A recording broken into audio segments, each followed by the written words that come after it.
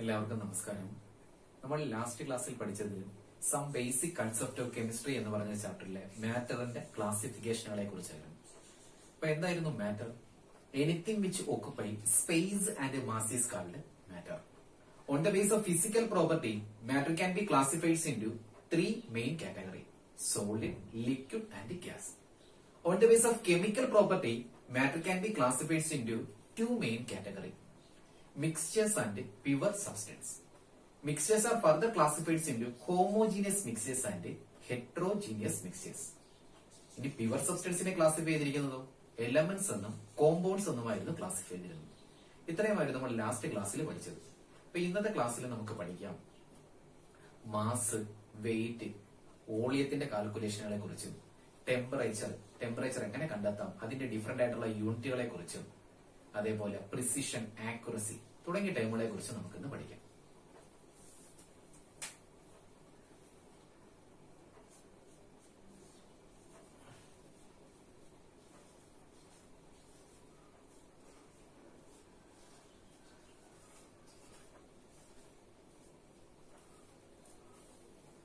Next പഠിക്കാനായിട്ടുള്ളത് mass and weight. എന്താണ് mass?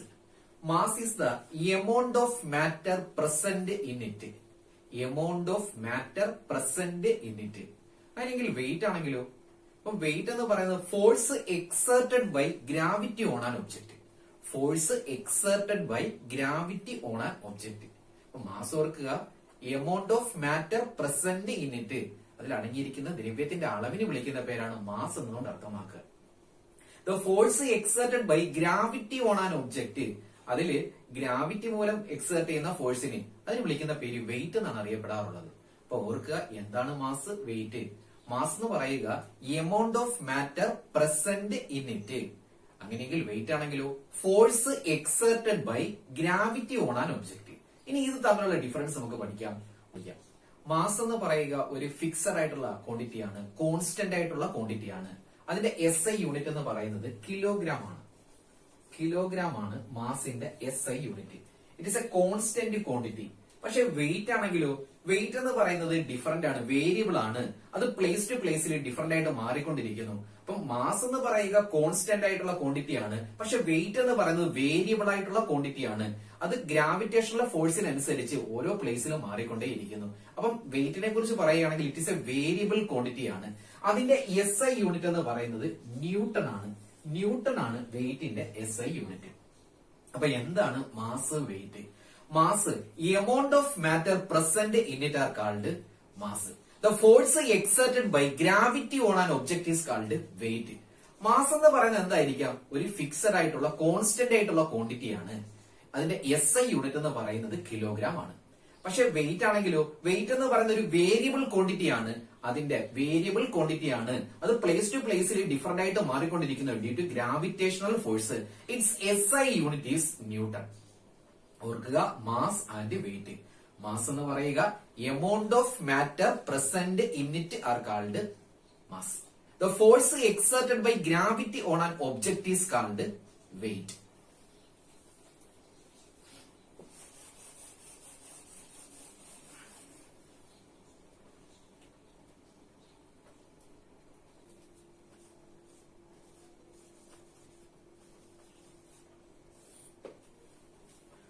എന്താണ് വോളിയം എന്ന് ചോദിച്ചാൽ, it is the space occupied by a body. It is the space occupied by a body. അതിന് വിളിക്കുന്ന പേര് വോളിയമാണ്. ആ വോളിയത്തിന്റെ യൂണിറ്റ് എന്ന് പറയുക, അതിന്റെ SI യൂണിറ്റ് എന്ന് പറയുന്നത് മീറ്റർ ക്യൂബ് ആണ്. Length into breadth into height ആണ്. ഇനി ഇത് കൂടാതെ ഇതിന്റെ യൂണിറ്റുകൾ നമ്മൾ ലിറ്ററിൽ പറയാറുണ്ട്, മില്ലി ലിറ്ററിൽ പ്രസ്താവിക്കാറുണ്ട്. അപ്പൊ അത് ലിക്വിഡ്സിന്റെ കേസിലാണ് നമ്മൾ ലിറ്റർ എന്ന് പറഞ്ഞ യൂണിറ്റ് യൂസ് ചെയ്യാറുള്ളത്. അപ്പൊ 1 litre equal to 1000 millilitre ആണ്. അതോടൊപ്പം തന്നെ വീണ്ടും ഓർത്ത് വെച്ചേക്കുക, 1 litre equal to 1 DM cube ആണ്. എന്താണ് DM ക്യൂബ് എന്ന് ചോദിച്ചാൽ ഡെസി മീറ്റർ ക്യൂബ് എന്നാണ് അർത്ഥമാക്കുക. DM cube equal to decimetre cube. ഇനി 1 DM cube equal to 1 DM cube equal to 1000 CM cube ആണ്. അപ്പൊ ഇതൊക്കെ ഇതിന്റെ കൺവേർഷൻ ആണ്, നമുക്ക് പ്രോബ്ലം ചെയ്യുന്നതിന് വേണ്ടി യൂസ് ചെയ്യാൻ പറ്റും. അപ്പൊ ഇതൊക്കെ പറഞ്ഞതില് 1 സെന്റിമീറ്റർ ക്യൂബ് എന്ന് പറയുക. അപ്പൊ 1 സെന്റിമീറ്റർ ക്യൂബ് ആണ് നമ്മൾ കൺസിഡർ ചെയ്യുന്നതെങ്കിലോ അത് ഒരു ml ആയിട്ട് കൺസിഡർ ചെയ്യുക. 1 centimetre cube equal to 1 ml. അപ്പൊ ഇതിൽ നമുക്ക് ഡിഗ്രി കൺവേർഷന് വേണ്ടി യൂസ് ചെയ്യുന്നത് 1 litre equal to 1000 millilitre ആണ്. അപ്പൊ എന്താണ് വോളിയം എന്ന് ചോദിച്ചാല് the space occupied by a body is called volume. അതിന്റെ SI യൂണിറ്റ് എന്ന് പറയുന്നത് എന്താണ്? മീറ്റർ ക്യൂബ് ആണ്. അപ്പൊ നമ്മൾ ലിക്വിഡ്സിന്റെ കേസ് കൺസിഡർ ചെയ്യുകയാണെങ്കിൽ ലിറ്റർ ആയിരിക്കാം നമ്മൾ പ്രസ്താവിക്കാറുള്ളത്. 1 litre equal to 1000 millilitre. 1 litre equal to 1 decimetre ക്യൂബിൽ പറയാറുണ്ട്. ഇനി 1 DM ക്യൂബ് എന്ന് പറയുന്നത് 1000 CM ക്യൂബ് ആണ്, സെന്റിമീറ്റർ ക്യൂബ് ആണ്. 1 CM ക്യൂബ് equal to 1 millilitre, 1 millilitre ആണ്. അപ്പൊ ഓർക്കുക എന്താണ് volume. Volume means the space occupied by a body is called volume. The space occupied by a body is called volume. അടുത്ത നമുക്ക് പഠിക്കാനായിട്ടുള്ള term എന്ന് പറയുന്നത് ഡെൻസിറ്റി ആണ്. ഡെൻസിറ്റി അപ്പൊ നമ്മൾ കേട്ടിട്ടുണ്ട്, ഡെൻസിറ്റി എന്ന് പറയുക മാസ് ഡിവൈഡഡ് ബൈ വോളിയം ആണ്. Mass divided by volume. അങ്ങനെയെങ്കിൽ ഇതിന്റെ യൂണിറ്റ് കാൽക്കുലേറ്റ് ചെയ്യുകയാണെങ്കിലോ മാസിന്റെ SI യൂണിറ്റ് എന്ന് പറയുന്നത് കിലോഗ്രാം ആണ്. വോളിയത്തിന്റെ യൂണിറ്റ് ആണെങ്കിലോ കിലോഗ്രാം പെർ, വോളിയത്തിന്റെ യൂണിറ്റ് മീറ്റർ ക്യൂബ് ആണ്, കിലോഗ്രാം പെർ മീറ്റർ ക്യൂബ് ആണ്. അപ്പൊ density mass divided by volume ആണ് എന്ത് ഡെൻസിറ്റി എന്നതുകൊണ്ട് അർത്ഥമാക്കുക. It is the amount of mass per unit volume. Amount of mass per unit volume ആണ് density. Density D equal to mass divided by volume. അതിന്റെ SI unit എന്ന് പറയുക kilogram per metre cube ആണ്. Density mass divided by volume. It is the amount of mass per unit volume. Amount of mass per unit volume, അതിനെയാണ് density എന്നതുകൊണ്ട് അർത്ഥമാക്കുക.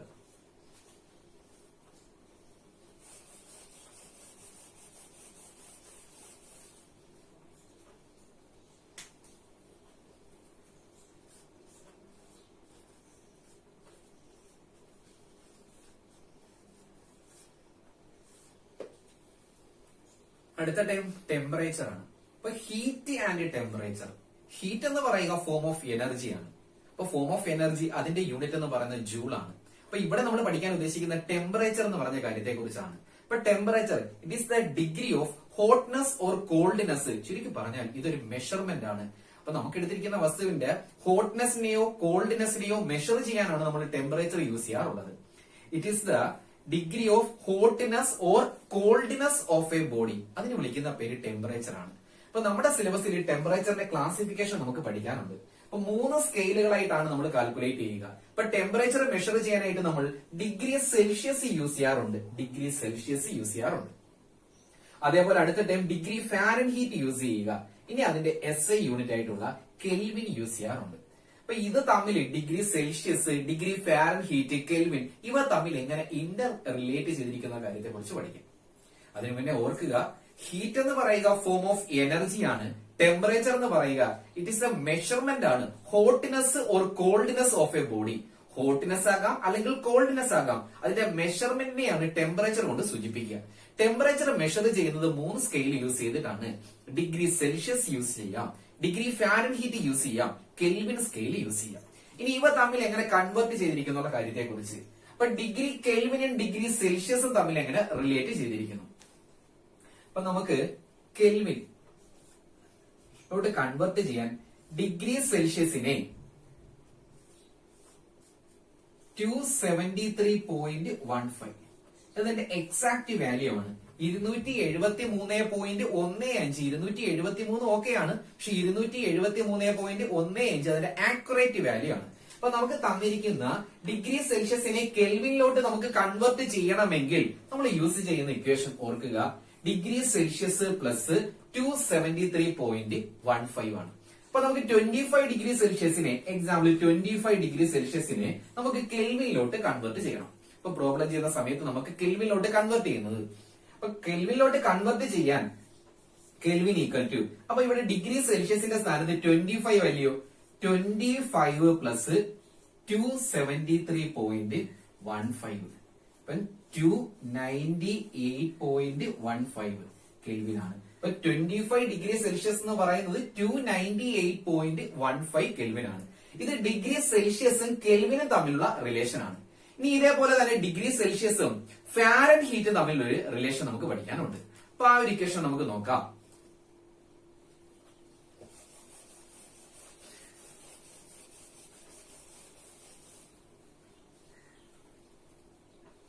Degree Fahrenheit equal to 9/5 into degree Celsius plus 32. ഇത് പഠിച്ചു വെച്ചേക്കുക. Degree സെൽഷ്യസും degree ഫാരൻഹീറ്റും തമ്മിലുള്ള relation. Degree Fahrenheit equal to 9/5 into degree Celsius plus 32. അപ്പൊ നമുക്ക് തന്നിരിക്കുന്ന ഡിഗ്രി സെൽഷ്യസിനെ ഫാരൻഹീറ്റിലോട്ട് കൺവേർട്ട് ചെയ്യണമെങ്കിൽ ഉപയോഗിക്കുന്ന ഇക്വേഷൻ ഓർക്കുക. 9/5 ഇൻറ്റു ഡിഗ്രി സെൽഷ്യസ് പ്ലസ് 32. അപ്പൊ നമുക്ക് തന്നിരിക്കുന്ന ഡിഗ്രി സെൽഷ്യസ് 0 ഡിഗ്രി സെൽഷ്യസ് ആണ് നമുക്ക് തന്നേക്കുക. അപ്പൊ 0 ഡിഗ്രി സെൽഷ്യസ് എന്ന് പറയുമ്പോൾ ഫാരൻഹീറ്റിൽ സ്റ്റാർട്ട് ചെയ്യുന്നത് എത്രയായിരിക്കാം? അപ്പൊ ഡിഗ്രി സെൽഷ്യസിന്റെ സ്ഥാനത്ത് നമുക്ക് 0 കൊടുക്കുകയാണ്. അപ്പൊ 9/5 ഇൻറ്റു 0 പ്ലസ് 32. അപ്പൊ ഇതിന്റെ വാല്യൂ എന്ന് പറയുന്നത് ഈ ടൈം 0 ആയി പോകും. 0 ഡിഗ്രി സെൽഷ്യസ് എന്ന് പറയുന്നത് എത്രയാണ്? 32 ആണ്. അപ്പൊ ഫാരൻഹീറ്റിൽ സ്റ്റാർട്ട് ചെയ്യുന്ന ടെമ്പറേച്ചർ 32 എന്നുള്ള വാല്യൂ ആയിരിക്കാം. ഓർക്കുക, 0 ഡിഗ്രി സെൽഷ്യസ് ആണെങ്കിൽ 32 ആയിരിക്കാം. അങ്ങനെയെങ്കിൽ 100 ഡിഗ്രി സെൽഷ്യസ് ആണെങ്കിലോ? അപ്പൊ 100 ഡിഗ്രി സെൽഷ്യസിനെ ഫാരൻഹീറ്റിലോട്ട് നമുക്ക് കൺവേർട്ട് ചെയ്യണം. അപ്പൊ 100 ഡിഗ്രി സെൽഷ്യസിനെ കൺവേർട്ട് ചെയ്യാൻ 9/5 ഇൻറ്റു 100 പ്ലസ് 32. അപ്പൊ ഇത് കാൽക്കുലേറ്റ് ചെയ്യുക. 180 പ്ലസ് 32. ആൻസർ ഇവിടെ എഴുതാം. അപ്പൊ 100 ഡിഗ്രി സെൽഷ്യസ് എന്ന് പറയുന്ന ഫാരൻഹീറ്റിൽ എത്രയാണ്? 212 ആണ്. 212 ആയിരിക്കാം ടെമ്പറേച്ചർ.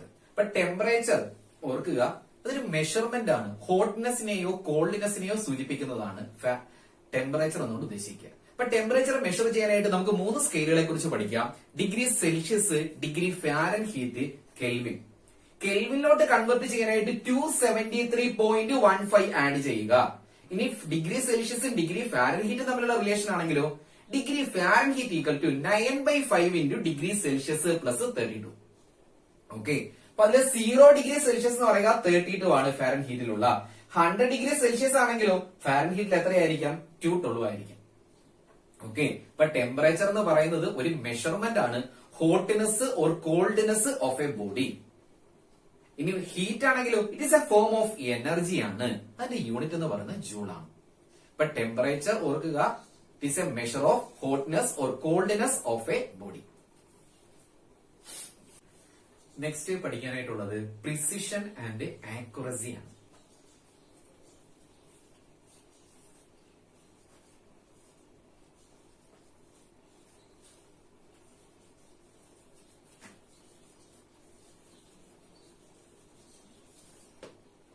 Precision and accuracy. ഇപ്പൊ എന്താണ് പ്രിസിഷൻ എന്ന് ചോദിച്ചാല്, precision refers to the closeness of various measurement for the same quantity. Precision refers to the closeness to the true value. യഥാർത്ഥ വിലയോട് അടുത്ത് നിൽക്കുന്ന കുറച്ച് വിലകൾക്ക് വിളിക്കുന്ന പേരാണ് പ്രിസിഷൻ. അപ്പൊ എന്താണ് ആക്യുറസി എന്ന് ചോദിച്ചാലോ? Agreement of particular value corresponding to the true value. Agreement of particular value corresponding to the true value. നമ്മൾ ഒരു വാല്യൂവിനെ എഗ്രി ചെയ്യുകയാണ്, അത് കറക്റ്റ് ആയിട്ടുള്ള മെഷർമെന്റ് ആണ്. അതാണെങ്കിൽ അത് ആക്യുറേറ്റ് വാല്യൂ ആണ്. ഇനി പ്രിസിഷൻ ആണെങ്കിലോ closeness to the true value. യഥാർത്ഥ വിലയോട് അടുത്ത് നിൽക്കുന്ന വാല്യൂ ആണ്. ക്ലോസ്നെസ് ടു ദ ട്രൂ വാല്യൂക്ക് വിളിക്കുന്ന പേര് പ്രിസിഷൻ ആണെങ്കിലോ agreement of particular value corresponding to the true value is called accuracy or accurate value. അപ്പൊ precision refers to the closeness of various measurement for the same quantity. അങ്ങനെയെങ്കിൽ accuracy ആണെങ്കിലോ agreement of particular value corresponding to the true value. Okay, അപ്പൊ precision refers to the closeness of various measurement for the same quantity. Accuracy എന്ന് പറയുന്നത് എന്തായിരിക്കാം? Agreement of particular value corresponding to the true value. നമുക്കൊരു example വെച്ചിട്ട് ഈ ഒരു കാര്യം പറയാം. ഒരു എക്സാമ്പിൾ നോക്കിക്കേ. അപ്പൊ ഇവിടെ തന്നിരിക്കുന്ന എക്സാമ്പിളില് true value for the result എന്ന് പറയുന്നത് 2 ഗ്രാം ആണെന്ന് ഇരുന്നോട്ടെ.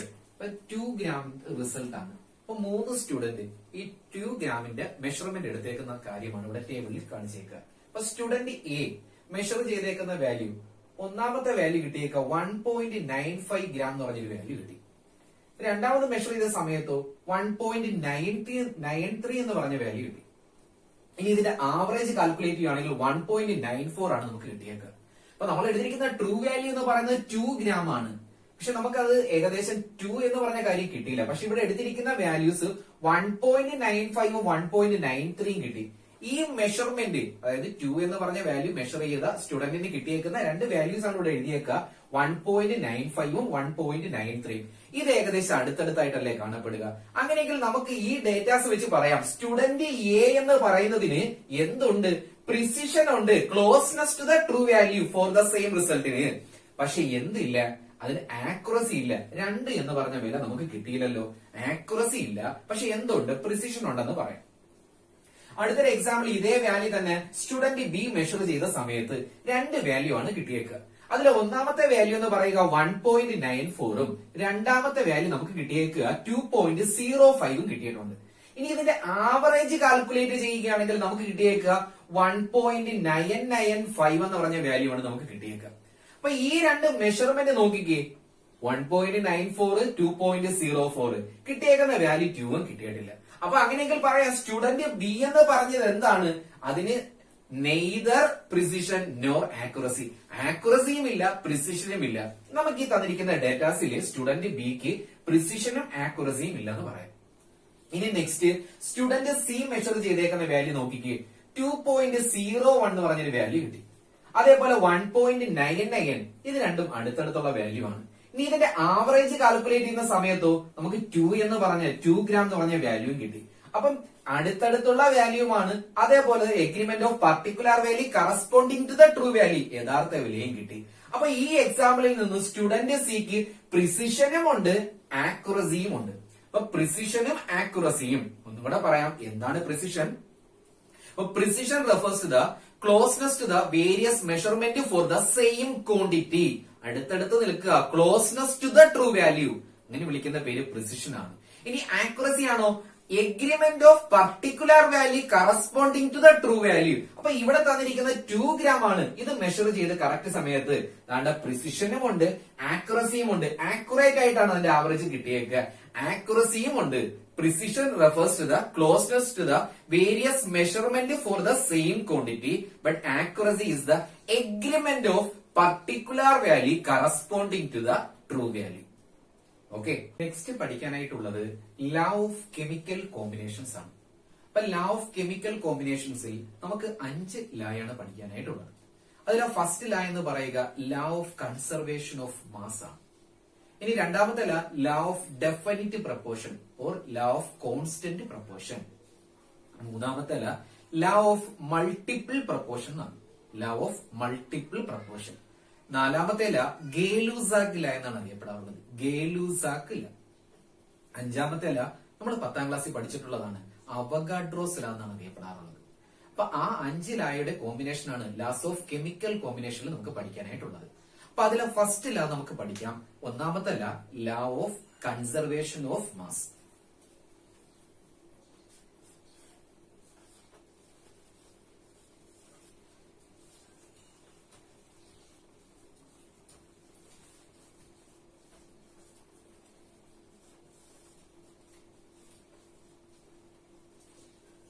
അപ്പൊ ഫസ്റ്റ് ലാ നമുക്ക് പഠിക്കാനായിട്ടുള്ളത് law of conservation of mass or matter എന്നാണ്. This law was proposed by Antony Lavoisier. Antony Lavoisier എന്ന് പറഞ്ഞ ശാസ്ത്രജ്ഞനാണ് ഈ law of conservation of mass എന്ന് പറഞ്ഞത് പ്രപ്പോസ് ചെയ്തത്. അപ്പൊ ലാവോസിയർ ആണ് ഈ law പ്രപ്പോസ് ചെയ്തത്. ഇനി എന്താണ് ഈ law പറയുന്നത്? This law states that matter can neither be created nor be destroyed. Matter can neither be created nor be destroyed. In a chemical reaction, the total mass of the reactant is equal to the total mass of the product. Consider a chemical reaction. The total mass of the reactant is equal to the total mass of the product. നമുക്ക് ഒരു example എഴുതി നോക്കാം. C plus O2 gives CO2. C plus O2 gives CO2. ഒരു compulsion equation ആണ് എഴുതിയേക്കുക. Carbon ഓക്സിജനുമായി combine ചെയ്ത് carbon dye oxide ആയിട്ട് മാറുന്നു. അപ്പൊ ഇവിടുത്തെ റിയാക്ടന്റ് എന്ന് പറയുന്നത് കാർബൺ ഓക്സിജനും അല്ലയോ? അപ്പൊ ഇതിന്റെ LHS RHS തമ്മിൽ നമുക്ക് അതിന്റെ ഭാരം നമുക്ക് കാൽക്കുലേറ്റ് ചെയ്ത് നോക്കാം. അപ്പൊ ടോട്ടൽ മാസ് ഓഫ് ദ റിയാക്ടന്റിന്റെ ഭാരം നമുക്ക് കാൽക്കുലേറ്റ് ചെയ്യാം. അപ്പൊ കാർബണിന്റെ ഭാരം 12 ഗ്രാം ആണ്, ഓക്സിജൻ 32 ഗ്രാം ആണ്. അപ്പൊ അങ്ങനെയെങ്കിൽ റൈറ്റ് ഹാൻഡ് സൈഡിൽ നോക്കിക്കേ, കാർബൺ ഡൈ ഓക്സൈഡ് ഇപ്പൊ 12 gram plus 32 gram, that means 44. അപ്പൊ ഇവിടെ എഴുതിയേക്കുക LHS RHS. The total mass of the reactant is equal to the total mass of the product. അപ്പൊ ഇവിടുത്തെ റിയാക്ടന്റിന്റെയും പ്രോഡക്റ്റിന്റെയും ഭാരം എന്ന് പറയുന്നത് തുല്യമല്ലയോ? അപ്പൊ ഇത് തന്നെയാണ് ലോ ഓഫ് കൺസർവേഷൻ ഓഫ് മാസിൽ പറയുന്നത്. This law was proposed by Anthony Lavoisier. This law state that matter can neither be created nor be destroyed. In a chemical reaction, the total mass of the reactant is equal to the total mass of the product. Consider a chemical reaction, the total mass of the reactant. ഒരു രാസപ്രവർത്തനത്തിൽ പങ്കെടുക്കുന്ന അഭികാരക തന്മാത്രകളുടെ ഭാരവും ഉൽപ്പന്നങ്ങളുടെ ഭാരവും തുല്യമായിരിക്കാം. ഇപ്പം ഒന്നാമത്തെ ലായാണ് പറഞ്ഞത് ഏതായിരുന്നു? Law of conservation of mass. അപ്പൊ law of conservation of mass, this law was proposed by Antony Lavoisier. It is stated that matter can neither be created nor be destroyed. In a chemical reaction, the total mass of the reactant is equal to the total mass of the product. ഒരു രാസപ്രവർത്തനത്തിൽ പങ്കെടുക്കുന്ന അഭികാരക തന്മാത്രകളുടെയും ഉൽപ്പന്നത്തിന്റെയും ഭാരം തുല്യമായിരിക്കാം. ഇതായിരുന്നു law of chemical കോമ്പിനേഷനിലെ first law of conservation of mass പറയുന്നത്. This law was proposed by Antony Lavoisier. It is stated that matter can neither be created nor be destroyed. In a chemical reaction, the total mass of the reactant is equal to the total mass of the product. അപ്പൊ ഇവിടെ എടുത്തിരിക്കുന്ന reactant കാർബണും ഓക്സിജനുമാണ്. അപ്പൊ കാർബണും ഓക്സിജനും തമ്മിൽ പ്രവർത്തിച്ച് കമ്പഷന്റെ ഫലമായി carbon dye oxide ആയിട്ട് മാറുന്നു. അപ്പൊ ഇവിടുത്തെ LHS റിയാക്ടന്റിന്റെ ടോട്ടൽ ഭാരം നമ്മൾ കാൽക്കുലേറ്റ് ചെയ്താൽ നമുക്ക് ഇവിടെ കിട്ടുക 44 ആണ്. ഇതേപോലെ തന്നെ RHS കാൽക്കുലേറ്റ് ചെയ്താലോ അവിടെയും കിട്ടുക 44 അല്ലയോ? അപ്പൊ total mass of the reactant is equal to the total mass of the product. ഇതിനെയാണ് law of conservation of mass എന്നതുകൊണ്ട് ഉദ്ദേശിക്കുക. ഒന്നുകൂടെ പറയാം. This law was proposed by Antony Lavoisier. It is stated that matter can neither be created nor be destroyed. In a chemical reaction, the total mass of the reactant is equal to the total mass of the product. Laws of chemical combination next പഠിക്കാനായിട്ടുള്ള law of definite proportion ആണ്. Law of definite proportion.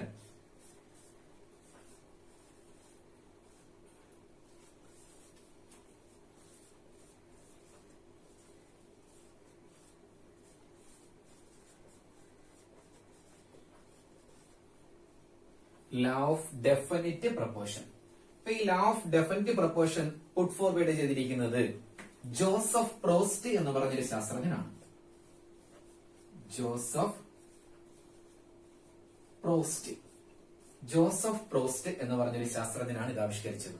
അപ്പൊ എന്താണ് law of definite proportion? ഒരു example പറയാം. ഒരു example ആയിട്ട് നമുക്ക് consider ചെയ്യാം carbon dye oxide, CO2. ഈ കാർബൺ ഡൈ ഓക്സൈഡ് അന്തരീക്ഷത്തിൽ എത്തിച്ചേരുന്നത് പല മാർഗങ്ങളിലൂടെയാണ്. ഇപ്പൊ നമുക്ക് റെസ്പിറേഷന്റെ ഫലമായിട്ട് പറയാം. ഇനി അതേപോലെ തന്നെ ബേണിംഗ് ഓഫ് ഫ്യൂവലൊക്കെ കത്തുന്നതിന്റെ ഫലമായിട്ട് കാർബൺ ഡൈ ഓക്സൈഡ് ഉണ്ടാവാറുണ്ട്. ഇനി അതേപോലെ ആസിഡുകളും കാർബണേറ്റുകളും ബൈകാർബണേറ്റുകളും തമ്മിൽ പ്രവർത്തിക്കുന്നതിന്റെ ഫലമായിട്ടും ആനിമൽസിന്റെ ഡീക്കേയുടെ ഫലമായിട്ട് പല രീതിയിലായിക്കോട്ടെ കാർബൺ ഡൈ ഓക്സൈഡ് അന്തരീക്ഷത്തിൽ വന്ന് എത്തിച്ചേരാറുണ്ട്. അപ്പൊ ഇങ്ങനെ എത്തിച്ചേരുന്ന കാർബൺ ഡൈ ഓക്സൈഡിൽ കാർബണും രണ്ട് കമ്പോണന്റ് എന്ന് പറയുന്നത് കാർബണും ഓക്സിജനും അല്ലയോ? അപ്പൊ ഈ കാർബണും ഓക്സിജനും തമ്മിൽ കൂടിച്ചേർന്നിരിക്കുക കാർബണിന്റെ ഭാരം എന്ന് പറയുന്നത് 12 ആണ്. ഓക്സിജൻ ഈ തന്നിരിക്കുന്നതിൽ 32 ആണ്. അപ്പൊ ഇതിന്റെ ലഘുവായ അനുപാതം നമ്മൾ കാൽക്കുലേറ്റ് ചെയ്യുകയാണെങ്കിൽ 6, 16 വീണ്ടും കാൽക്കുലേറ്റ് ചെയ്ത് റെഡിയാക്കുകയാണെങ്കിൽ 3:8 ആണ്. അപ്പൊ ഇതിന്റെ മാസിന്റെ കോമ്പിനേഷൻ എന്ന് പറയുന്നത് കാർബണും ഓക്സിജനും കൂടിച്ചേർന്നിരിക്കുന്ന 3:8 എന്ന് പറഞ്ഞ റേഷ്യോയിലാണ്. അപ്പൊ ഇതിനെ കുറിച്ചായിരിക്കാം ജോസഫ് പ്രോസ്റ്റ് എന്ന് പറഞ്ഞ ശാസ്ത്രജ്ഞൻ ലോ ഓഫ് ഡെഫിനിറ്റ് പ്രൊപ്പോർഷനിൽ പറഞ്ഞേക്കുക. ഇനി എന്താണ് ഈ ലോ പറഞ്ഞേക്കുക? For a given compound always contain exactly the same proportion of element by weight. അപ്പൊ ഇവിടെ കാർബൺ ഡൈ ഓക്സൈഡ് ഉണ്ടാകണമെങ്കിൽ കാർബണും ഓക്സിജനും തമ്മിൽ 3:8 എന്ന് പറഞ്ഞ കോമ്പിനേഷനിൽ മാസ് കൂടിച്ചേർന്നതിന്റെ ഫലമായിട്ടാണ്. ഇനി എക്സാമ്പിൾ ആയിട്ട് വാട്ടർ വേണമെങ്കിൽ നോക്കിക്കോളൂ. അതേപോലെ സൾഫർ ഡൈ ഓക്സൈഡ്, ഏത് എക്സാമ്പിൾ കാൽക്കുലേറ്റ് ചെയ്താലും നമുക്ക് തന്നിരിക്കുന്ന for a given compound always contain exactly the same proportion of element by wait.